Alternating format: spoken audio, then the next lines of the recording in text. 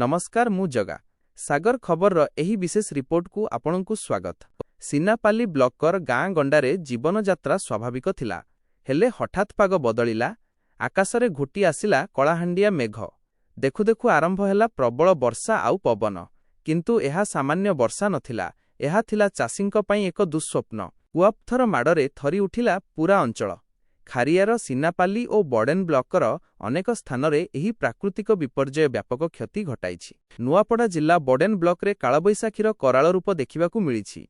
झड़ पवन सांगकू प्रबल कुआपथर माडरे महुलपड़ा ग्रामर जणे आदर्श चाषींक सुनार संसार छारखार होई जाइछि।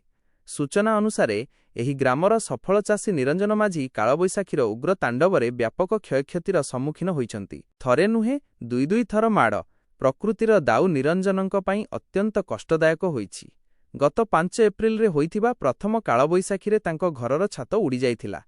अति कष्टरे धार करज करी घरटिकु मरामती करिबा परे गत 30 एप्रिल रे पुणी थरे द्वितीय कालबैशाखी आसी तांको घर छातकु उड़ाई नेइछि। एथिसह प्रबल कुआपथर माडरे तांकर एकर एकर जमिरे थिबा उन्नत पनिपरिबा चाष संपूर्ण नष्ट होई जाइछि। निरंजन माझी निज अंचलरे जणे परिचित चाषी। से निज जमिरे अत्याधुनिक पद्धतिरे चाष करी जिला तथा राज्य स्तर रे अनेक प्रशंसा और पुरस्कार लाभ करिसंती। किंतु आज सेही हसुथिबा बगीचा श्मशान पालटिछि। तीव्र पवन रे तांकर कुकुड़ा घर, गाई गुहाल और छेली घरर छात मध्य भांगी पड़िछि। चाषरे लगाइथिबा लक्ष लक्ष टंकार पुंजी एबे माटीरे मिसी जाइछि। रिपोर्ट अनुसारे गतकाली अपराह्न प्राय हठात पागरे परिवर्तन देखा देइथिला। सिनापाली और एहार आखपाख अंचलरे कलाहांडिया मेघ घोटी आसिबा सह प्रबल बेगरे पवन बहिथिला। परे आरंभ होइथिला प्रबल कुआपथर वर्षा। एही वर्षा अन्य चाषीमानंक पई मध्य काळ साजिछि। धान और पनिपरिबा चाष नष्ट होइथिबा जोगु स्थानीय चाषीकूल हताश होई पड़िछन्ति। प्राकृतिक विपर्यय सर्वस्व हराइथिबा निरंजन माझी एबे सरकारी सहायता को चाहि रहिछन्ति। स्थानीय लोके और चाषी संगठन ब्लॉक तथा जिला प्रशासन निकटरे दाबी करिछन्ति जे तुरंत क्षयक्षतिर आकलन करा जाय क्षतिग्रस्त चाषी को उपयुक्त क्षतिपूरण जोगाई दिया जाऊ। विशेष करी जणे पुरस्कार प्राप्त सफल चाषी को एभली समय रे साहाय्य कले तांकर मनोबल बजाय रहिबो। मोर ना प्रहलाद माझी, मोर बड़दादा निरंजन माझी, तांकर एटा फार्म अछि। एई फार्म रे गाय गुहाल, छेल गुहाल, कुकुड़ा गुहाल, हंस गुहाल आउ चाष भी करिथिनु पनिपरिबा सब।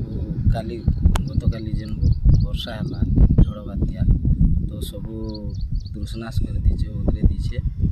तो आम तो जेहेतु लोन आदि तो आम छोट चाषी गोटे, तो सरकार के अनुरोध इटा संगे 2 थर हलाना, तो किछि किछि आर्थिक सहयोग कले।